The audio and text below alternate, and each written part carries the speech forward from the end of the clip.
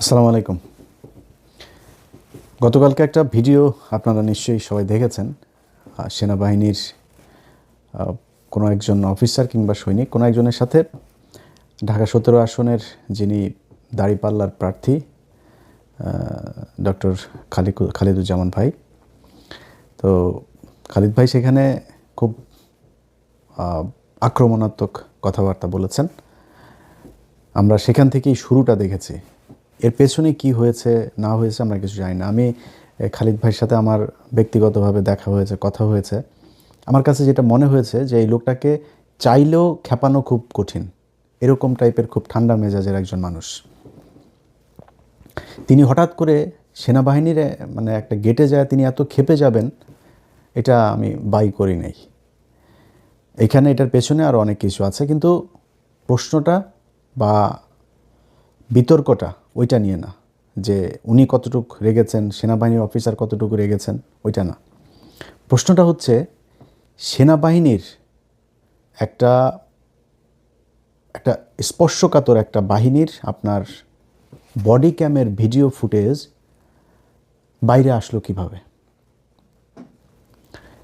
আমি গতকালকে আমার পেজে জুলকারনাইন স্যার ওনার পেজের একটা ভিডিও আমি আমার পেজে শেয়ার দিয়েছিলাম। আমি জানি না এটা প্রথমে কে করেছেন, প্রথমে কে আপলোড দিয়েছেন আমি জানি না, মানে কাকে প্রথমে দিয়েছে। এটা যদি সেনাবাহিনী মনে করে দেশের স্বার্থে বা কোনো কারণে এটা প্রকাশ করা দরকার, প্রচার করা দরকার, সেই ক্ষেত্রে সেনাবাহিনীর উচিত ছিল আইএসপিআর থেকে এটা করা, মিডিয়াকে ডেকে তাদেরকে দিয়ে দেওয়া, অথবা সেনাবাহিনীর নিজস্ব ফেসবুক পেজ আছে, ইউটিউব চ্যানেল আছে, সেখানে এটা আপলোড দেয়া।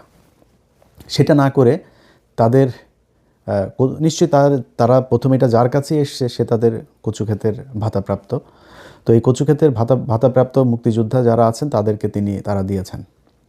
এই জিনিসটা একটা খুব রহস্যজনক এবং খুবই লজ্জাস্কর একটা বিষয় যে সেনাবাহিনী এখনও পর্যন্ত সেই নোংরা রাজনীতি, শয়তানি এখন পর্যন্ত তাদের মাথার ভেতরে আছে। এই কারণে আমি আজকে মনে করলাম, তারপরে আরও কিছু বিষয় আছে যে বিষয়গুলো এখনও বলার সময় আসে নাই। আমি বিভিন্ন মাধ্যমে শুনছি, আমাকে গত ৩-৪ দিন আগে একজন ঢাকারই একজন ক্যান্ডিডেট ফোন করে বললেন যে তিনার যারা কর্মী আছেন এইসব কর্মীদেরকে একটা বিশেষ সেনাবাহিনীর একটা শাখা থেকে, আপনার সেনাবাহিনী নিয়ন্ত্রিত একটা গোয়েন্দা সংস্থা, সেটা থেকে আপনার নাম চেয়েছে, তাদের নাম সংগ্রহ করছে। তো কেন নাম সংগ্রহ করছে আমরা জানি না। যদি এরকম কিছু থাকে যে বিশেষ হবে, অভিযান হবে, সেই অভিযানে আমি কিন্তু কোনো রাজনৈতিক দলের নাম বলি নাই। কোনো একটা রাজনৈতিক দলকে তারা মাঠে যাতে তারা কাজ করতে না পারে এই জন্য তাদের লোকজনকে ধরপাকড় হবে বা কোনো দলকে সুবিধা দেওয়ার জন্য গত ১.৫ বছরে চিহ্নিত কারা কারা চাঁদাবাজি করেছে, কারা সন্ত্রাসী কার্যকলাপ করছে, এখনও করছে, তারা চিহ্নিত, তাদেরকে ধরেন। সেটা যদি জামাতের আমির হয়, জামাতের আমিরকেও ধরেন, কোনো সমস্যা নেই। যদি বিএনপির বিশাল বড় নেতা হয় তারেও ধরেন, ওইটা ঠিক আছে। কিন্তু বিশেষ কোনো উদ্দেশ্যে আমি গতকালকের এই ভিডিওটার পিছনে অনেক বড় ধরনের একটা কনস্পাইরেসি আপনার লক্ষ্য করছি। আমার সন্দেহ হচ্ছে যে তারা কিছু একটা হাসিল করার জন্য এই কাজটা করেছে। আদারওয়াইজ সেনাবাহিনীর আমি যেটা শুনলাম, এই ভিডিওটা গত আরও প্রায় মাসখানেক আগের, অনেক দিন আগের। তো সেই ভিডিওর হঠাৎ করে এসে তারপরে সেনাবাহিনী ছাড়বে, এবং সেনাবাহিনীর বডি ক্যামের ফুটেজ তো আর যেখানে সেখানে পড়ে থাকে না, তাই না? এটা যে এসে চাইলেও আর বের হয়ে গেল, এরকম তো হইতে পারে না। তারা সুনির্দিষ্ট সুপরিকল্পিতভাবে তারা এটা প্রচার করেছে। কেন করেছে সেটা আমরা জানি না। এইটার প্রেক্ষিতে সেনাবাহিনীকে আজকে কিছু কথা বলতে চাই। দেখেন সেনাবাহিনীর ভাইরা, আপনাদের একটা বিষয় বলে রাখি, আপনারা এই দেশের অনেক সম্মানের একটা জায়গায়, আপনাদের এই দেশের প্রয়োজন আপনাদের মানে এটা অপরিসীম, এটার কোনো শেষ নেই। মানে আপনারা ছাড়া এই দেশের সার্বভৌমত্ব টিকে থাকবে না, সম্ভব না এটা। আপনাদের জাউরামির কারণেই গেল ১৫ বছর এই দেশের সার্বভৌমত্ব ছিল না। আপনি নিজের সম্মান চাবেন আর শয়তানি করবেন, দুইটা একসাথে আপনি পাবেন না। হ্যাঁ, এটা আপনারা অনেক আগে থেকেই করেছেন। 1/11 থেকে আপনারা জাউরামি শুরু করেছেন। 1/11-এ আপনাদের সেনাবাহিনীর যেসব অফিসারদের সন্তানদেরকে বলতে চাই, বাবা, তোমাদের বাবা যদি নাকি তোমার বাবার যেই বেতন, সেই বেতনের চাইতে যদি বেশি সম্পত্তি তোমার ঘরে থেকে থাকে, তাহলে বুঝবা তোমার বাবা চুরি করেছে। যারা 111-এ ব্যবসায়ীদেরকে ডেকে ডেকে নিয়ে তারপরে তাদের কাছ থেকে চাঁদাবাজি করেছে, এত ভাব মারার কিছু নাই। আপনারা গত 15 বছরে আপনাদের সেনাবাহিনীর অফিসারদের বউ, আপনার সেনাবাহিনীর অফিসার মেয়ে, মা, সন্তান তাদেরকে ধর্ষণ করিয়েছেন ইন্ডিয়ান গোয়েন্দা সংস্থার লোকজনকে দিয়ে। কোথায়? এই পিলখানায়। শুধু আপনি ধর্ষণ করাই শেষ না, আপনি ধর্ষণ করানোর পরে যেই সেনাবাহিনীর অফিসাররা এটার বিচার চেয়েছে তাদেরকে আপনারা গুম করেছেন, তাদেরকে গ্রেনেড হামলা মামলায় আসামি করেছেন, জোর করে চাকরিচ্যুত করেছেন, নির্যাতন করেছেন, দেশ ত্যাগে বাধ্য করেছেন। এটা আপনারা করেছেন, বিচারটা করতে দেন নাই। এরপরে কি করেছেন?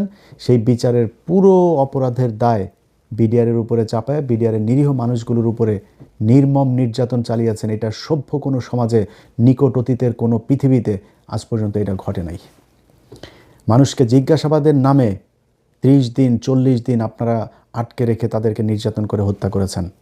জেলখানায় যেই বিডিআর সদস্যরা গিয়েছে, যারা বের হয়েছে তাদের অনেকের আমাকে ভিডিও কল করে দেখিয়েছে এই কোমরের মধ্যে, এই রানের মধ্যে ড্রিল মেশিন এই দিক দিয়ে ঢুকিয়েছেন, ওই দিক দিয়ে ড্রিল মেশিন বের করেছেন। সেই দাগ, সেই ক্ষত নিয়ে তারা এখনও পর্যন্ত অনেকে জেলখানায় আছে। ক্যান্সারের রোগী, মা মারা গিয়েছে, বাবা মারা গিয়েছে। আজকে আওয়ামী লীগের একজনের এই আপনার স্ত্রী মারা যাওয়ার পরে সন্তানকে নিয়ে খুবই খারাপ জিনিস। এটা খুবই মানে কি বলবো যে একটা মানে কষ্টের একটা চিত্র, যে একজন মা তার সন্তানকে নিয়ে তারপর সুইসাইড করেছে। কিন্তু আপনি কি জানেন এই ছেলে এই নারীকে ছাড়া তার আরও 2-3টা বউ ছিল।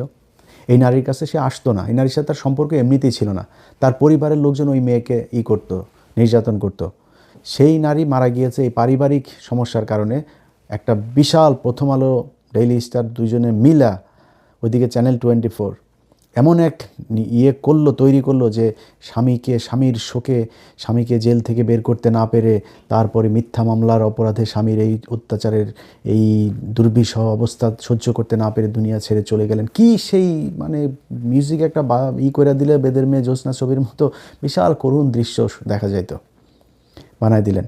কিন্তু এই যে বিডিআররা এখনও পর্যন্ত যে জেলখানায় পড়ছে, এখন পর্যন্ত প্রায় 450 আলেম জেলখানার ভিতরে কোনো অপরাধ ছাড়া। তারা বাপ মার মারা যাওয়ার পরে তাদের প্যারোলে যাইতে দেওয়া হয় না অনেককে। সেটা নিয়ে নিউজ করেন নাই তো? কি অপরাধ তাদের? এটা আপনারা করেছেন। আপনাদের নিজেদের অফিসার নিজেরা নিজেদের ক্যান্টনমেন্টের ভিতরে লুকিয়ে গুম করে রেখেছেন। আপনারা পাহারা দিয়ে 2018 সালে একটা রাতের ভোটের নির্বাচন করিয়েছেন, 2014 সালে করেছেন ভোটারহীন নির্বাচন, 2024 সালে করিয়েছেন ড্যামি নির্বাচন। এগুলো আপনারা করেছেন। আপনারা রাস্তাঘাট, ব্রিজ, কালভার্ট এগুলো করতে গিয়ে চুরি, বাটপারি যা আছে সব কিছুই সেনাবাহিনী করেছে। এখন আপনারা তারপরে সম্মান চান, আপনাদেরকে সম্মান করতে হবে। সমস্যাটা কি হয়েছে শোনেন। এই খালিদুজ্জামান ভাইয়ের ভিডিও নিয়ে এক মেজর, রিটায়ার্ড, তিনি মেজর না ক্যাপ্টেন না কি যেন একজন সেনা কর্মকর্তা আর কি, তিনি এক ভিডিও বানিয়েছেন। আমি আর পিনাকি ভট্টাচার্য আমাদের কারণে সেনাবাহিনীকে নিয়ে খালিদুজ্জামান এরকম কথা বলার সাহস পেয়েছে। খালিদুজ্জামান একা না, বাংলাদেশের বহু মানুষ এইভাবে কথা বলবে। এটা ইলিয়াস পিনাকির কারণে কিনা ওই চিন্তা না করে আপনারা অপকর্ম করেন কিনা সেই চিন্তা করেন। আপনারা চান হচ্ছে কি জাউরামি যত ধরনের আছে সব করবেন, কিন্তু কেউ কিছু বলতে পারবে না। সেদিন গুজার গায়া, ওই দিন আর বাংলাদেশে ফেরত আসবে না। জাউরামি করবেন, বের হয়ে যাবে। আমি থাকবো না, আরেকজন থাকবে, কেউ না কেউ থাকবে, বলে ফেলবে। এবং এগুলো আপনাদেরকে শুনতে হবে। খালিদুজ্জামান ভাই বলেছে যে আপনারা দেশের 12টা বাজিয়েছেন। তার দেশের 12টা আপনারা বাজিয়েছেন, এটা সত্যি কথা, এটা অস্বীকার করার কিছু নাই। একজন পুলিশের সন্তান যদি নাকি কেউ দেখে, মনে করেন পুলিশে যদি অস্বাভাবিক সম্পদ দেখে, পুলিশের ছেলে মনে করেন R1 নিয়ে ঘুরছে, BMW নিয়ে ঘুরছে, চোখ বন্ধ করে বলে দেবে ওর বাপের হয়তো অন্য পারিবারিক ব্যবসা থাকতে পারে, বাপের ভাইয়ের ব্যবসা থাকতে পারে, নিজের পৈতৃক সম্পত্তি থাকতে পারে, কিছু না, পুলিশের ছেলে শালা ঘুষখোরের পোলা, বলে ফেলবে। সেনাবাহিনীর ক্ষেত্রে কিন্তু এটা বলতে পারবেন না, আবার ওনাদের আবার গায়ে লাগবে। কিন্তু আপনিও চোর, যাহাই পুলিশ আপনিও ঠিক তাহাই। তারা চুরি করে, আপনারাও চুরি করেন, ভাব মারার কিছু নাই। চুরি কোথায় করেন নাই বলেন? 111-এ ব্যবসায়ীদেরকে ডেকে ডেকে নিয়ে আপনারা চুরি করেছেন, করেন নাই? আপনারা এই যে কি বলে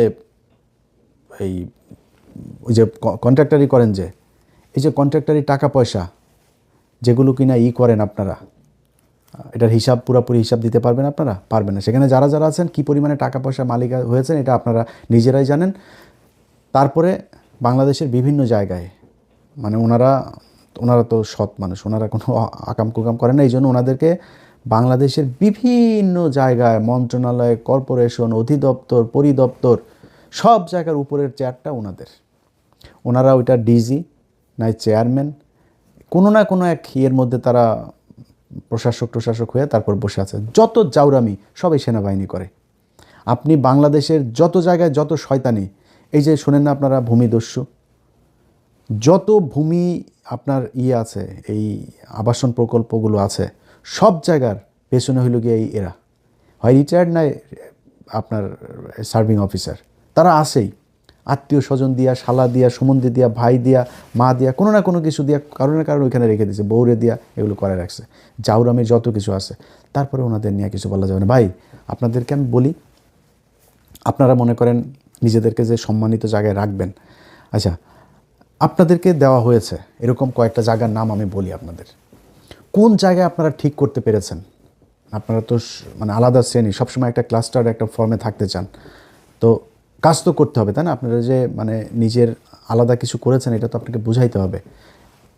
আপনি ঢাকা বিশ্ববিদ্যালয়, ঢাকা মেডিকেল কলেজের কি পরিচালক একজন ব্রিগেডিয়ার হয়, ওষুধ প্রশাসন অধিদপ্তরের একজন ডিজি কি একজন ব্রিগেডিয়ার হয়, ওই ডেস্কোর একজন ব্রিগেডিয়ার, ওই ডেসায় একজন আছে, ওই পেট্রোলিয়াম ইয়েতে আছে, ওই তিতাসে আছে, বিভিন্ন জায়গায় প্রথম পদটা তাদের।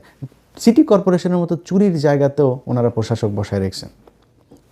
বিডিআর, এমন কোনো বর্ডারের কোনো সীমান্ত, বিডিআরের ভাইরা আমার অনেক পছন্দ করে, তারপর সত্যি কথা ভাই, এমন কোনো সীমান্তের কোনো জায়গা আছে যেখান দিয়ে কিনা মাদক চোরাচালান হয় না?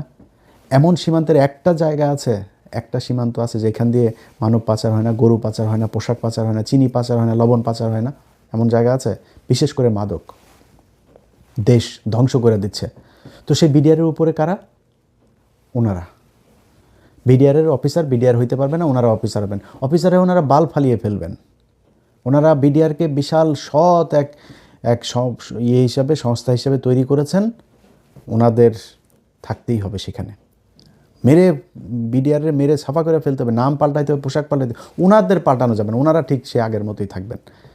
চ্যাটের বাল আবদুল্লাহ হয়ে গেছে। ঢাকা মেডিকেলে চুরি ঠেকাইতে পারছেন? ওষুধ প্রশাসন অধিদপ্তর, ইনসেপ্টা আছে, স্কোয়ার আছে, ব্যাকসিমকো আছে, এত ওষুধের আমার এসেনশিয়াল কেন এত সমস্যা? মানে সরকারি ইয়েটা কেন এত হয় না কেন? এটার নাম ডাক নাই কেন? এটাতে খালি দিনকে দিন প্রতিদিন খালি মানে চুরি লসের মধ্যে যায় কেন? আপনি এই বিমানে গেলেও একই অবস্থা। সব জায়গাতে আপনারা যায় চুরি করেন, সে আগে যা চুরি হতো সেটাই করা হয়, আপনারা ভাগ দিয়ে খাইতে হবে। মানে ওনাদের অবস্থাটা হয়েছে, ওনারা ওপরের একটা পদে যাবে, যায় লুটপাট করে খাবে, এই খাওয়ার ভাগ আনার জন্য যায়। কোনো জায়গা কি আছে আপনারা ঠিক করতে পেরেছেন? বলেন, এক জায়গা বলেন আমারে। ঢাকা মেডিকেল ঠিক করতে পেরেছেন? দালাল আছে, মানুষ চিকিৎসা পায়, সেখান থেকে দালালরা রোগীদেরকে ধরে নিয়ে যায় আরেক হসপিটালে? পারেন নাই তো আপনি বালফালা ওইখানে আসেন কেন? ওষুধ প্রশ্ন করতে পারেন, ডেস্ক করতে পারেন, ডেসাতে পারেন, ওই পেট্রোলিয়াম ইয়েতে পারেন, কোন জায়গায় পারেন আমার? যে এই জায়গাতে আপনি গিয়ে দুর্নীতি বন্ধ করেছেন। পাসপোর্ট অফিসে ধুমায়া দালালি চলে, 2 দিন বন্ধ থাকে, মিডিয়া টিডিয়া একটা টিয়ে করলে, মোবাইল কোড করলে, তারপরে আবার চলে। আপনি বন্ধ করতে না পারলে আপনি বালফালায় ওখানে আসেন কেন? যান কেন আপনি? চুরির ভাগানোর জন্য। যত জাউরামি, যত চুরি বাটপারি যা আছে সব কিছুর নেতৃত্ব দেয় এই সেনাবাহিনী। এখন আপনারা আমি ভালো কেমনে বলবো আমার বলেন? আমি যে কথাগুলি বললাম ভাই, আপনার সাথে আমার ব্যক্তিগত কোনো সমস্যা নাই। ইভেন ওয়াকার স্যার, আপনারে বলি স্যার, আপনার সাথে আমার ব্যক্তিগত কোনো সমস্যা নাই তো? আপনার লোকেদের সাথে কথা হয়েছে, আপনার কাছে কি চাইছি আমি? বলছি যে বিডিআরের লোককে ছাড়িয়ে দিতে হবে, আলেমদের সন্ত্রাস বিরোধী আইনের যে মামলাগুলো, এই মামলাগুলোতে কোর্ট যদি জামিন দেয়, আপনি ডিজিএফআই ক্লিয়ারেন্সের এই অজুহাতে কারো আটকাইতে পারবেন না। আপনারা 2 দিন পরে বললেন ফুল স্টপ। তো এই যে এরপরে যে বের হইলো কমিশন তৈরি করার পরে, তো সেগুলি কেন হইল? আপনি না বললেন যে সব দোষ বিডিআরের? সারা দেশে সব জায়গায় যেইখানে বলবেন সবখানে। সো ব্যক্তিগতভাবে আপনার সাথে আমার কোনো সমস্যা নেই। আপনারা ভাই ভালো কাজ করেন, সেনাবাহিনীর মানুষ সম্মান করুক, আমি নিজেও এটা চাই। সেনাবাহিনীরা একটা আলাদা একটা জগতে থাকবে, তারা তাদের মতো মানে একটা অচ্যুত শ্রেণীর মতো করে থাকবে, যে এরা আমাদের বিশেষ সময় আমাদের পাশে থাকবে। ঝড়, আমার বন্যা, ঘূর্ণি, আপনার ভূমিকম্প, যুদ্ধ, এইসব সময় সেনাবাহিনী মানুষের পাশে এসে থাকবে। ফেরেশতার মতো এসে আপনারা আমাদের পাশে দাঁড়াবেন। আপনাদেরকে সবচেয়ে বেশি বাজেট দেওয়া হবে, সবচেয়ে সুযোগ সুবিধা দেওয়া হবে, সব দেওয়া হবে, কোনো সমস্যা নেই। যেমনি আছেন ঢাকা শহরে অর্ধেক নিয়ে আসেন, আর অর্ধেক পুরাটা নিয়ে আনেন, কোনো সমস্যা নেই। আপনাদের জন্য আরেকটা রাজধানী বানাই দেওয়া হবে ক্যান্টনমেন্ট নামে। থাকেন, দেশি নিরাপত্তাটা তো দেখবেন। আপনার কাজ হয়েছে কার মোবাইলের মধ্যে গুতায় কে কার সাথে প্রেম করে, কার কার সাথে কি করে, কে বিএনপির লোকের সাথে কথা বলো, বিএনপির লোক তারেক রহমানের সাথে কে বক্তব্য দিচ্ছে, এগুলো আপনাদের কাজ। ওই অমুক টেলিভিশনে কি নিউজ যাবে যাবে না ওগুলি, এবার তোর কাজ বাংলাদেশের ভিতরে রে, তুই থাকবি বাইরের দেশের থেকে আমার দেশকে আমি রক্ষা করে যায়, তোর বাল আছে, কিচ্ছু আছে তোর? তুই ইন্ডিয়া আজকে যদি আমার দেশে যদি 2টা ফাইটার যে বিমান পারে, তোর আকাশ নিরাপত্তা ব্যবস্থার কিছু আছে? কিছু করতে পারবি? তো তোর মতো বালের সেনাবাহিনী থেকে আমার লাভটা কি? কিছুই নাই। ওনারা ভাব ধরে থাকে বিশাল একটা বালগেডিয়ার, উনি মেজর জেনারেল চ্যাটের বাল। তোর মতো চ্যাটের বাল বাংলাদেশের দরকার কি? কিছুই করতে পারে না। তারপরেও ভাই, যতগুলি আপনাদের বিরুদ্ধে ভিডিও করি, সব ভিডিওগুলোতে একটা কথা বলি, আপনারাই আমাদের স্বপ্ন। আপনাদেরকে সারা ভাই এই দেশ চলবে না। আপনাদের অপকর্মের কারণে এই কথাগুলি বলি। ভাই, আপনার সেনাপ্রধান, আপনার একটা লেফটেন্যান্ট কর্নেল একটা নারীকে ধর্ষণ করেনি? আপনার শফি করে নাই? আপনার শফি, আপনার এই যে বিমান বাহিনীর প্রধান একটা ছিল হান্নান, ধর্ষণ করে নাই বিমান বাহিনীর নারীদেরকে? কি আপনার সেনাবাহিনীর কাছে যদি আপনার লোক যদি নিরাপদ না থাকে, আমি নিরাপত্তা আপনার কাছে কিভাবে চাবো? আপনি আমার নিরাপত্তা কিভাবে দিবেন?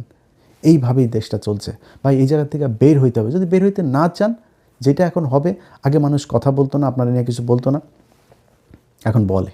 আপনাকে শুনতে হবে, শোনার প্রস্তুতি নেওয়া তারপরে। আর যদি মনে করেন দেশটাকে ভালোবাসেন, আসলে সেনাবাহিনীটাকে ভালোবাসেন, সেনাবাহিনীর সম্মান ফিরিয়ে আনতে চান, তাহলে ভাই ওই যে 18 সালে যেই শয়তানির পাহারা দিছিলেন না, ওইটা করা যাবে না। জেনুইন কাজ করতে হবে। নির্বাচনে কোনো ধরনের শয়তানি করার চিন্তাভাবনা মাথার থেকে ছেড়ে ফেলতে হবে।